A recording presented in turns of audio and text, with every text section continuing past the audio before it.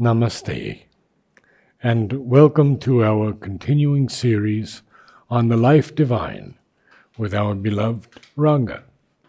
Today we are on page 355, Brahman, Purusha, Ishvara, etc. Beginning with the sentence, "For the Maya of Brahman is at once the magic and the logic of an infinitely variable oneness." So I'll read the whole para and then we'll come back to it. For the Maya of Brahman is at once the magic and the logic of an infinitely variable oneness. If indeed there were only a rigid monotone of limited oneness and sameness, there would be no place for reason and logic. For logic consists in the right perception of relations. The highest work of reason is to find the one substance, the one law, the cementing latent reality, connecting and unifying the many, the different, the discordant and disparate. All universal existence moves between these two terms, a diversification of the one, a unification of the many and diverse. And that must be because the one and the many are fundamental aspects of the infinite. For what the divine self-knowledge and all knowledge brings out in its manifestation must be a truth of its being, and the play of that truth is its leela. Very short para, but full of packed with significance and meaning, and we'll bring it all out as far as we can. Okay, so every word that we see, we'll try and see what each word means. Then it becomes clear. They shouldn't remain only words. For Maya of Brahman, so we must know what is Maya and we must know what is Brahman. So sometimes, because these are all abstract concepts, so sometimes we have to make it very clear and repeat the meaning of each one. For the Maya of Brahman, so what is first Maya? Maya is a term which can, like all the other realities, take different meanings at different levels. At the highest level, Maya means the power of the divine to create forms, real forms. Okay? So, that's a Maya. The power to create forms. It's the one becomes the many, the formless becomes form, and what is it that is allowing that? Maya. The power to create forms, that is Maya. But you come down one, in the middle term, this is the highest. In the supermind, that's what it is. But if you come down to the spiritual planes of consciousness, which is level 2, I am talking of level 3. To make it very simple, level 1, level 2, level 3. Okay? Level 1 is in the condition in which we are. And there are 3 stages here. There is matter, there is life, and there is mind. But we have all the 3. We have a mind, we have a life, and we also have matter. There is pure matter, and there is also matter and life in the animals. And in man, there is all the 3. But this is level 1. We are in ignorance. We are perceiving the many, and we think that that is real. It is not real. It's only a temporary reality. So this is level 1. Level 2, the spiritual planes of consciousness, where you start seeing the reality, but you see 2 things. You see the physical world and you see the essential truth. The physical world is in constant movement and level 2 is in constant static condition. So this is the dichotomy that you see. Purusha, Prakriti, if you want. Soul and nature. Then you go to the third level, which is combines all these conditions, and you see the whole truth in the third level, which is the supermind. So what is Maya at the spiritual level and at the lower That's level? exactly what I'm coming to. Good. So, at the supramental level, Maya is the power, real form, real power to create real forms. At the second level, when it comes down, it becomes the power to create illusions. Okay? Then you come down to the lowest level, Maya has become the physical world itself. When you see things, you see it is real, but that is not the reality. You are seeing something which is not really permanently real. Everything is fleeting. Na? The physical world, the main characteristic of the physical world is movement, transience, non-permanence. This is the nature of the physical world. So what is you are seeing today real, tomorrow it may disappear. So it's not the reality, it's not the permanent reality. So this is Maya. Clear? We go to Brahman. The Brahman consciousness can be experienced not at level 1, but at level 2. It is the consciousness which you experience when you make your mind silent, and then the lid of thoughts which separates you from the higher plane, that disappears, the thoughts die down. Then the path is opened, because the thoughts are an obstruction. It's a movement and obstruction. If you look at your own mind, you will see that constantly you are having thoughts, movement in the thoughts. So if there are no thoughts, there is no movement in the mind. So the way becomes open, the door is open and your consciousness rises, and you see there the world is illusion. Okay? So the Brahman consciousness is what you enter into, the infinite, eternal, featureless, immutable state of being. That's the Brahman consciousness. Okay? But when you are there, you see the physical world as unreal, and you see the consciousness you are as absolutely real, but featureless. There is no feature in it, you can't describe it. So there is a dichotomy between the two. Level 1 and level 2 seem to be opposites. You go to third level, which is very difficult to go to, supermind, and then you see that everything is linked, and at each stage you are seeing things in a different way, because you are using different instruments of knowledge. In the physical world, we are using senses. In the subtle world, we are using subtle senses. And light becomes the instrument, sight becomes the instrument. You go to the third level, identification with what you want to know becomes the tool of knowledge. It becomes the instrument of knowledge. So instruments are going on changing, and therefore you perceive things in a different way. Very simple.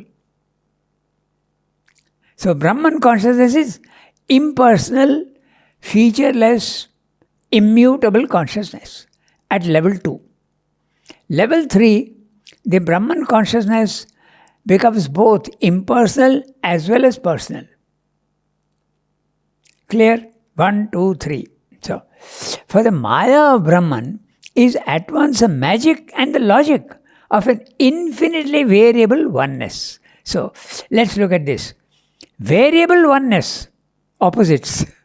How can the oneness vary? Okay. Second, logic and magic, opposites. Magic, there is no logic, illogical. Suddenly something happens which seems to be illogical. But Maya is both at the same time. It creates a magic, and you can't understand how it has happened. Last time we discussed this. No? And he corrected me, because I told that only the number of electrons around the nucleus determines the character of the substance. But he told me also to know the nucleus also, protons, bosons, and all sorts of neutrons, all sorts of elements are there. And you change that, then iron can become silver. Silver can become gold. Okay, so it is possible to do that. So this is what Swami is saying, that the Maya of Brahman, the power of Brahman, is a magic. You can't understand how it happens. We have discussed that last time. Oxygen and hydrogen are two things which are quite different. And there is no sign, any sign of water in both of them. And yet you combine them, you get water. It's a magic. So, but if you go to a higher level of consciousness, you will see the logic by which is this done. So the logic of the infinite. We are using logic of the finite, where the dualities and the opposites are valid. You can't confuse the opposites at our level. Level 1, you can't confuse. The oppositions and the contradictions are all valid. You go to the level 2 and level 3, they are not contradictions anymore. They are only different variations of the same substance. Okay? So, variable oneness. So, something can be more one and something can be less one. They say, democracy, they define in a very interesting way. It's supposed to be everybody is equal. But the fact is that there are some more equal than others. George Orwell. Some are more equal than the others. So something like that. So Maya of Brahman is at once the magic and the logic of an infinitely variable oneness. So this variableness is infinite. The Brahman consciousness, which is one, goes on creating infinitely. There is no end to its creation. New flora, new fauna will keep on coming in the physical world. Some may disappear, some may not disappear. Nature is experimenting and going on producing things. Sometimes it may feel, I have had enough of this, I reject mammoths. I reject the pterodactyl. Okay, so it goes on. The dodo, the bird dodo, is also gone. It's extinct. But it's replacing with new birds and new fauna and new flora. It's infinite, it goes on. Okay? If indeed there were only a rigid monotone of limited oneness and sameness, there would be no place for reason and logic. He is explaining why. For logic consists in the right perceptions of relations. Logic has no place in a situation where there is only a oneness. There are no relations. So where is the question of logic? There is no logic. Logic is to see what is the relation between each 2 things, 3 things, 4 things, 5 things. Okay, so if everything were a rigid monotone of limited oneness and sameness, there would be no place for reason or logic. For logic consists in the right perception of relations. In the physical world, there are relations. But when you go to the level 2, you start seeing the oneness of things. Okay? The oneness becomes more important than the... But you go to the 3rd level and you see both. You see the oneness as well as the many. In the supermind, you see the sea, which is one, but you also see the waves, which are formations of that one. Okay? I go to the next sentence, or rather the phrase. The highest work of reason is to find the one substance, the one law, the cementing latent reality, connecting and unifying the many, the different, the discordant, the disparate. Okay, let's look at that sentence. The highest work of reason is to find the one substance, the one law, the cementing latent reality, connecting and unifying the many, the different, the discordant, and disparate. Different, discordant, and disparate. So he is using 3 words, all beginning with D. Things can be different, but they need not be discordant. So he is adding discordant also. And then he is adding disparate, means totally separate. There can be a small difference or there can be a great difference. So all the 3 words are meaningful. He is not wasting words. Okay? Everything which is different need not be discordant. You have an opinion, I have an opinion, but we are not clashing. So that is different. but discordant, there's a fight between the two. So each word that Sri Aurobindo uses, we have to go to the root and see why he's saying all these things. Never waste words. Okay? All universal existence moves between these two terms, a diversification of the one, a unification of the many and diverse, and that must be because the one and the many are fundamental aspects of the infinite. Now, this is a very interesting thing, and we'll look at it from many different angles. The one becoming the many. Okay? So, there is a diversification of the one. Suppose you have one thing which is compressed, let's say compressed gas. If you open it, it starts spreading everywhere. It can spread homogeneously also, but it can also spread and create different things. No? So, like the snows on the hills are all of the same nature, but as it keeps coming down, it becomes rivulets and rivers, different things it starts becoming. And particularly when it enters the sea, it becomes a delta. It doesn't enter like that, it becomes a delta, it branches off into many. So the one does a diversification of the many, one. So this is a fundamental thing. Then a unification of the many and diverse. Now this is very interesting because it is applicable at all the levels. So,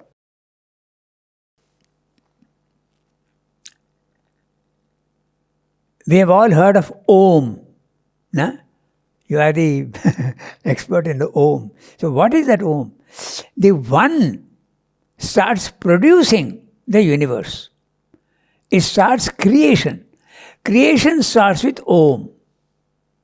That is the first vibration, and that is the one that creates all the formations. So, the entire world that we see here is only a building up of vibrations.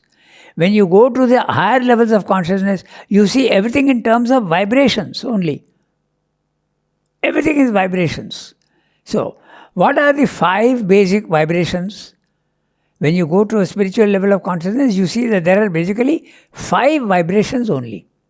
Okay? And then as you keep coming down, these vibrations start becoming, they take on combinations and permutations and create everything in the physical world. Only 5. What are those 5? 1, there is a movement inwards. Concentration. Okay? Concentration, going inwards. That's one vibration, going inwards, concentrating, like a black hole. Nothing going out, only coming in. There is another movement which goes outwards. Diversification, dilution. One is a concentration and one is a dilution, going outwards. Okay? Then, there is one which goes upwards. Everything that is there is a tendency for that vibration to take you higher. There is another vibration which starts making you go lower. Okay? So, we have 4. And there is one which is common to all these, that is just traveling, moving, without any direction or with just straight movement. These 5 vibrations create the whole world. Now, if you take examples of these, it's very interesting. Okay? We'll take 2 examples. We'll take in the political field and we'll take in medicine. Okay? So, in medicine, earlier, there was one physician who used to treat you for whatever disease you had. Oh, yes. Okay? Then slowly they realized that this won't do. I know nothing about the brain. So the specialization starts. So someone knows more about the brain, someone knows more about the heart. So a diversification starts. That one system of medicine starts becoming, branching off into many, many areas. Okay? So one become a bone specialist, one becomes a heart specialist, there is a diversification. Now in modern times we have realized that this diversification is not a very good thing because the brain specialist knows nothing about the heart and the heart specialist knows nothing about the brain. So again there is a reunification. So you can see how these vibrations are working. Okay, I have given only one example in medicine. Okay, but this is there everywhere. Let's look at the political situation. Okay. 600, 700 years ago, Europe, there were no countries actually. It was just a mass of land, mass. Okay? But then, the nations started forming. Okay? There was France, England, Spain, each one became separate. Then they felt in the 20th century or maybe even the 19th century, a feeling came that we should become a European Union. So they started coming together. Okay? So this is the going inwards, the concentration. Okay? They're not succeeding very well. There are all sorts of little problems. Okay? But now Britain has opted to go out. Okay? Brexit, she has gone out. Okay? What happened in Russia? It was one country, but it broke up into 15, 16 countries. So the opposite movement. So you can see that these fundamental movements of oneness and the many, it's operating at all the levels. Can you give examples of the going up and the going down? Exactly. At the physical level, the best example is gravitation. Okay? It pulls you down, pulls you down, pulls you down. Okay? The other thing is, psychologically also, the past is always trying to keep you stable and stuck to the past. The past is always pulling you back. Okay? But the future also is beckoning you and you want to progress. So that's the other movement. Okay? So you can see how these four forces going up, coming down, all this is true. Even at the physical level, okay, take two magnets. Either they pull towards each other or they push away from each other. Both the forces are acting. So these four forces, contraction, expansion, going up, coming down, are all the same. They are everywhere, they are there. All these four. Right. So spiritually, it is starting at that level. The one becoming the many. And then the opposite movement, you are in the many, but you are taking your consciousness to the highest level. Even science is trying to do that. All the different types of energies that are there, they are trying to combine and come to one particular form of energy. They're trying to do that. What about the fifth? That is common to all, isn't it? In every movement, there is a movement. Yes. So it's just a plain movement. Mm-hmm. So this is you can see that something very fundamental is operating at all the levels. So where is it starting all? From the Brahman consciousness. Okay? Unification of the many and diverse, and that must be because the one and the many are fundamental aspects of the infinite, both the one and the many. And in the physical world we can see that. Take any species, there are infinite variations, and yet there is something common to the whole species. Take the cat family, all the cats are different, the many, and yet there is you can put it as catness. Okay, which is common to all of them. You can't mistake a dog for a cat. So there is something specific, one, which is there. So this is what Srimad is saying in a very, very general way, but it applies everywhere. Science tells us that every leaf on a tree is different. That's right. He himself has said that, yeah. So it becomes the many. So the physical world is the many, and we see the many. But we are not seeing the oneness. When you go to higher, you start seeing the oneness. But the problem is level 1 and level 2, you see the oneness more, and here you see the many more. But you go to the third level, there is a complete harmony between all these ways of looking at things. Okay, so I go to the next sentence. For what the divine self-knowledge and all knowledge brings out in its manifestation must be a truth of its being, and the play of that truth is its Leela. So, for what the divine self-knowledge and all knowledge. The divine self-knowledge, level 3. The divine knows itself. There is nothing else. At level 3, there is no creation. It is self-absorbed condition, the transcendent. The divine knows only itself. But then when it wants to know what it can produce within itself, it uses its power of Maya to make the many and looks at it. So, the transcendent is the divine self-knowledge. It knows itself. But it can also know the all knowledge. All knowledge is a cosmic. Okay? So, level 1 transcendental, level 2 cosmic, and level 3 the individual. He knows only himself. He has neither knowledge of the all nor knowledge of the transcendent. So that's what Swami is saying. For what the divine self-knowledge and all-knowledge brings out in its manifestation must be a truth of its being, and the play of that truth is its lila. So now he has introduced the word of lila. It's a play. He is enjoying what he is producing. The one, he is making the many and enjoying what he is doing. Okay? It's a very small para, but you can see it's very condensed. We go to the next para? Yes. This then is the logic of the way of universal being of Brahman and the basic working of the reason, the infinite intelligence of Maya. So, infinite intelligence of Maya is one, and the basic working of the reason is another. Okay? I'll read the whole para. As with the being of Brahman, so with its consciousness, Maya. It is not bound to a finite restriction of itself or to one state or law of its action. It can be many things simultaneously, have many coordinated movements which to the finite reason may seem contradictory.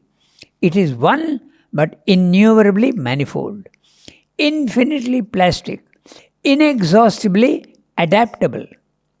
Maya is the supreme and universal consciousness and force of the eternal and infinite, and being by its very nature unbound and illimitable, it can put forth many states of consciousness at a time, many dispositions of this force, without ceasing to be the same consciousness force forever.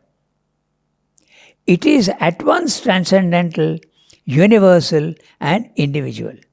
It is the supreme supracosmic being that is aware of itself as all being, as a cosmic self, as a consciousness force of cosmic nature, and at the same time experiences itself as the individual being and consciousness in all existences. The individual consciousness can see itself as limited and separate, but can also put off its limitations and know itself as universal and again as transcendent of the universe. This is because there is in all these states or positions or underlying them the same triune consciousness in a triple status. There is then no difficulty in the one thus seeing or experiencing itself triply, whether from above in the transcendent existence, or from between in the cosmic self, or from below in the individual conscious being. All that is necessary for this to be accepted as natural and logical is to admit that there can be different real statuses of consciousness of the one being, and that cannot be impossible for an existence which is free and infinite and cannot be tied down to a single condition. A free power of self-variation must be natural to a consciousness that is infinite. If the possibility of a manifold status of consciousness is admitted, no limit can be put to the ways of its variation of status, provided the one is aware of itself simultaneously in all of them. For the one and infinite must be thus universally conscious. The only difficulty which a further consideration may solve is to understand the connections between a status of limited or constructed consciousness like ours, a status of ignorance, and the infinite self-knowledge and the all-knowledge. So, he has used a lot of words, and he has used basically what he's saying is that however contradictory it seems to us, the divine has the power to be many at the same time. He can be transcendental, he can be universal, he can be the individual. But essentially he is the same. It's very easy to understand this if you think of yourself. When you were newborn, you were a 7-pound baby. When you are an adult, you have grown up, and you have, maybe now you are not 7 pounds, but you're 80, 90 pounds. Okay? And when you are an old man, you are all bent up and all, but it is the same. The baby is not the adolescent, and the adolescent is not the old man. If you take pictures of them and ask anybody, they'll say, no, 3 different. And yet essentially it's the same person. That's what he's saying.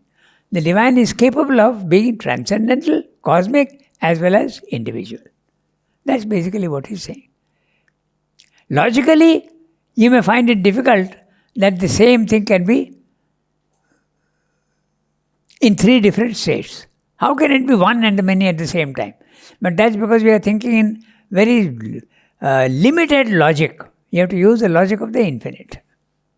That's basically what he's saying. We can go through each sentence and we'll see whether it's clear. But this is the basic idea.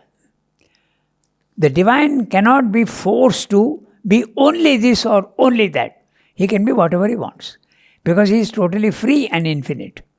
Okay? So, this then is the logic of the way of universal being of Brahman and the basic working of the reason, the infinite intelligence of Maya.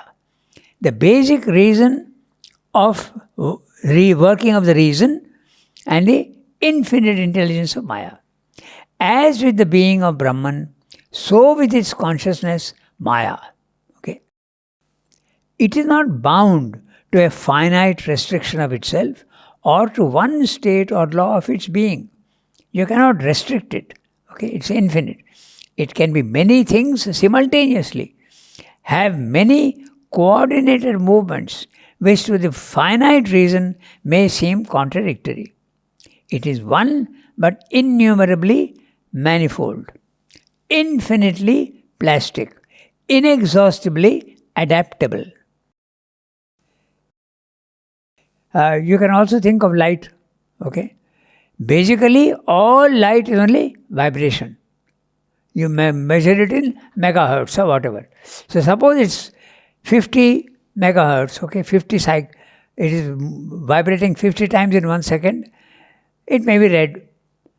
That same vibration, okay, if it's vibrating maybe 75 times or 100 times, it becomes a different color. So essentially, the oneness is the vibration, but it is becoming different things at different times. The vibration is the same for all. So the one and the many. Okay? That's what he's saying. It is not bound to a finite restriction of itself or to one state or law of its action.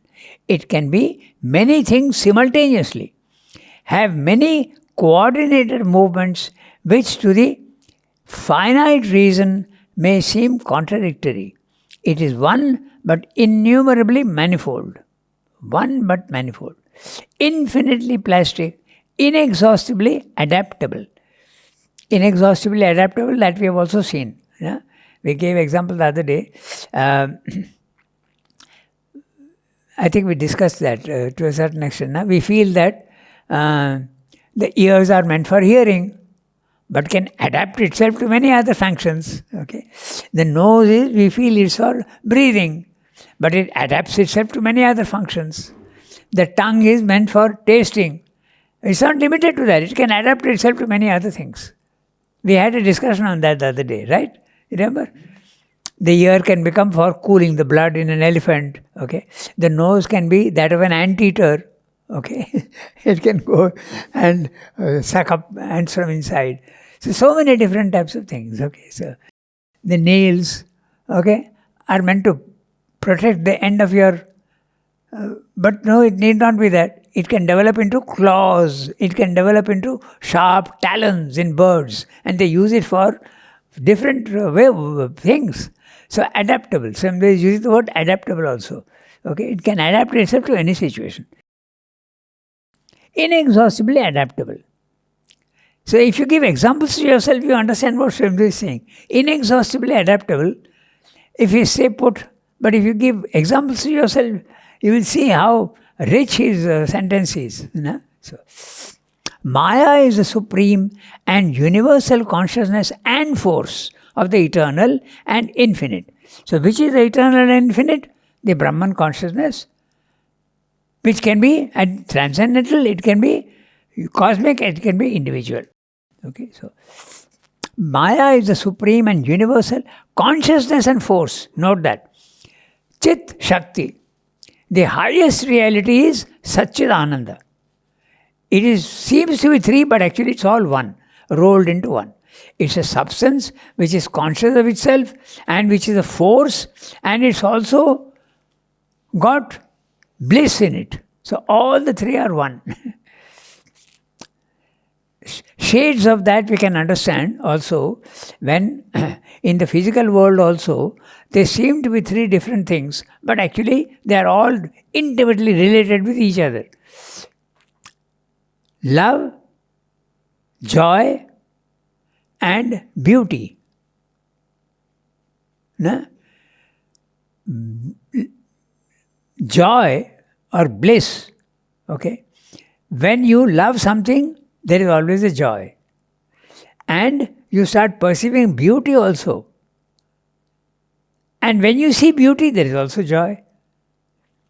Keats' famous sentence. A thing of beauty is a joy forever. Forever. So even he has perceived that. So this Satchidananda is like that. Sat, Chit, Shakti, Ananda, all one. So that's why Swamdev is using the words. The Brahman consciousness is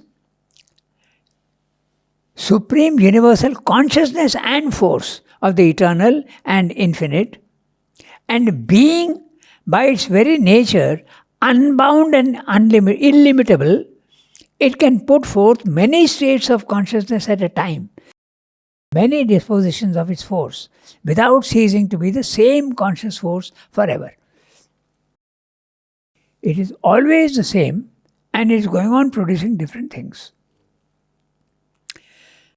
Again, we can see in the physical world, we can give an example. Take the seed, a mango tree seed. It's producing mangoes, but it's also producing leaves, branches, fruits, flowers, so many different things, all compressed into that one seed. So this is what he's saying, that the divine has that power to become many things at the same time. Okay? So that is the reason why in our Indian iconography, the divine is shown with 10 hands. Okay? Each one holding a particular instrument. Okay? So that is the truth, that is the symbol. Many things at the same time, not only one. Okay? So many dispositions of its force. Now, we can go on giving examples, we'll see. Many dispositions of its force. Force is one, but it manifests itself in many different ways.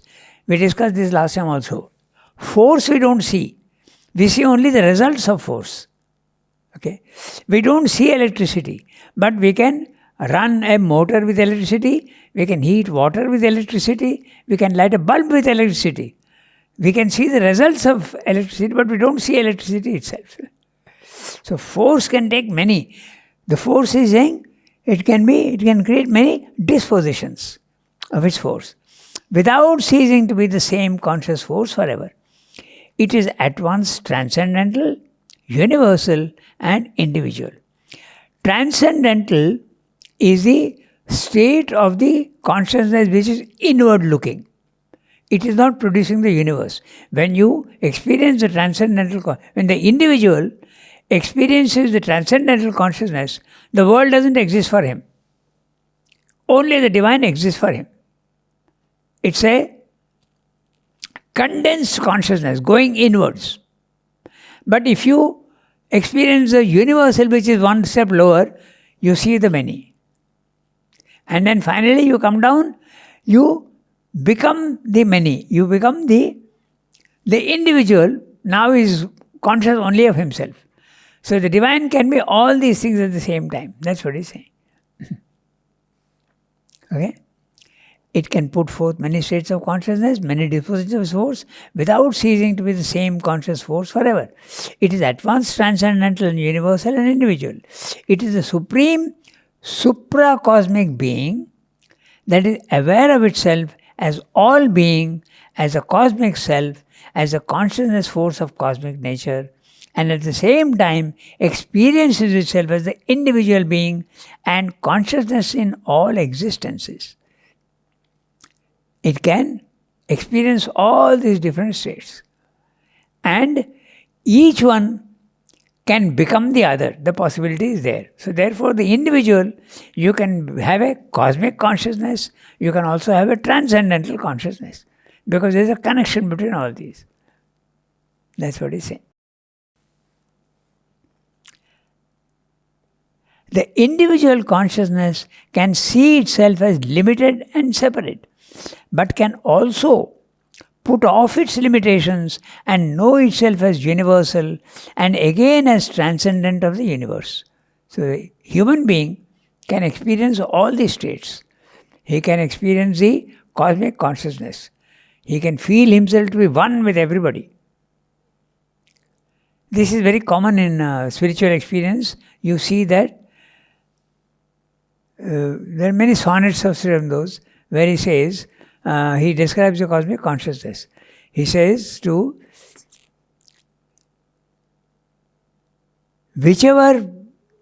whoever I turn to, I see myself with another face. In the sonnet, the cosmic consciousness. So you see, you are there everywhere. Everybody is you. So, but you can also experience yourself as outside the universe. The universe it doesn't even exist for you when you are in the transcendental. Okay? So, can see itself as limited and separate, but can also put off its limitations and know itself as universal and again as transcendent of the universe. This is because there is in all these states or positions or underlying them the same triune consciousness in a triple status. So what is the triple status? Okay? It can take any position. Power of self-limitation, power of self-absorption, superconscient, and he discusses this, but we'll see that later on. It can take any position it wants. It has the power to place itself at any level. Number one. It has the power to concentrate itself. And it has the power to dilute itself. We spoke of the two, contraction and universe. It has all these powers. Because these are the four powers that it has got. It can go up, it can go down, it can expand, it can contract itself. So that's what he's saying. Okay? There is then no difficulty in the one thus seeing or experiencing itself triply, whether from above in the transcendent existence, or from between in the cosmic self, or from below in the individual conscious being. So, when we can give ourselves many examples also that seem to be different, but I am in my home, okay? I am seeing only my home, I am not seeing anything else. I sit in a plane and go up, okay? I start seeing the whole town. As you keep going, you'll see the whole town. You're seeing something else, cosmic. Then you go into outer space, you see the whole earth. So, it's possible to see all these things differently depending on where you are placing yourself. That's what he's saying. If you place yourself in level 1, you are seeing only individual forms. If you place yourself in the cosmic consciousness level 2, you start seeing much more than you were seeing below. And you go into the third level, you start seeing everything. Okay, so this, there is then no difficulty in the one, the seeing itself. So that we have read. All that is necessary for this to be accepted as natural and logical is to admit that there can be different real statuses of consciousness of the one being, and that cannot be impossible for an existence which is free and infinite and cannot be tied to a single condition. So, logic has to admit to itself that it can be one and many at the same time. So logic has to get rid of its rigidity. That's what he's saying. We have to admit. If you admit, there is no difficulty. But if you don't admit, you are stuck with your own problem. Okay? So, all that is necessary for this to be accepted as natural and logical is to admit that there can be different real statuses of consciousness of the one being, and that cannot be impossible for an existence which is free and infinite and cannot be tied to a single condition. We gave an example of the baby, the adolescent and the old man, but you can always argue that once you are the adolescent, you are not the baby anymore, and once you are the old man, you cannot be. But the divine can be all the three at the same time, simultaneously. That's what he's saying. Okay, so a free power of cannot be tied to a single condition. A free power of self-variation must be natural to a consciousness that is infinite. Because if it is infinite,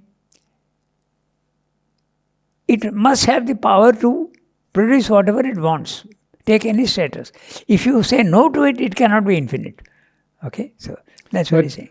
He's speaking of the divine, of Brahman here. The Could Brahman, it not be the individual also who could have all of these stages if he could rise to the supramental? Yes, that's right. Essentially the same, Yes. in different forms.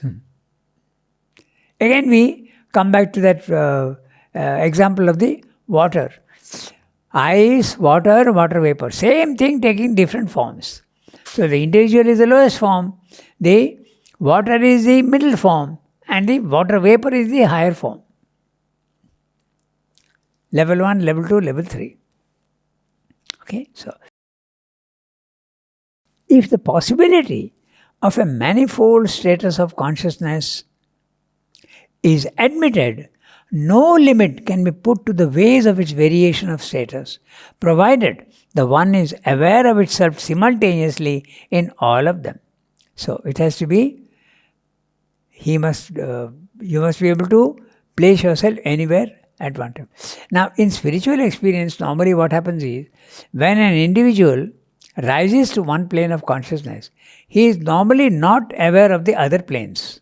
Okay? So there is the more the spiritual development is there, you can place yourself consciously at various levels.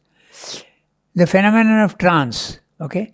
We are at our waking consciousness, we are not aware of our level 2 and level 3, we are not conscious.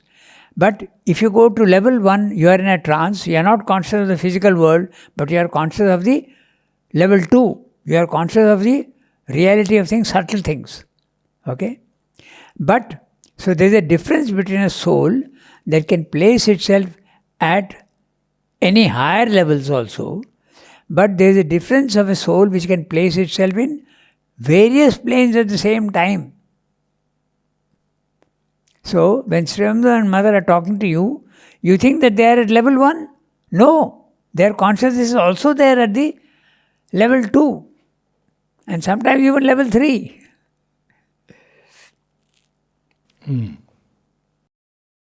In fact, Ramakrishna has a phrase for that. He says, Jiva Koti and Ishvara Koti. And Ishvara Koti is a soul that can place itself anywhere it wants. It can go up and down and it can have several types of consciousness at the same time. And this is, to a certain extent, it can be experienced even in the physical world. I was reading some very interesting books of research and all that. American investigations into all. So in one case, there is a man who is in a car and he has an accident, maybe not a car, but a bike, okay? And he has an accident, and his body falls on the ground, but the consciousness has come out, okay? So he is seeing his own body. But he realizes that part of him is in that. So it's a consciousness which is here as well as there. So if it's possible, even in the physical world at this level, and spiritual consciousness can be much more powerful than that. You can place yourself at different levels. So that's what he's saying here. So, the only difficulty with a further consideration may solve is to understand the connections between a status of limited or constructed consciousness like ours, a status of ignorance, and the infinite self-knowledge and the all-knowledge. What's he saying in this last sentence? He's saying, I'm saying that there is a connection between all the three. But when you experience, you don't see the connection. When you go to level 2, you don't see the connection between level 1. You say the two are opposites. So what is it that is joining them? That the next book, the reality and the ignorance, knowledge and ignorance. So that he will explain to you, that is the power of the divine to limit its consciousness by itself. That's what probably he'll be speaking in the next, a second possibility. Namaste all.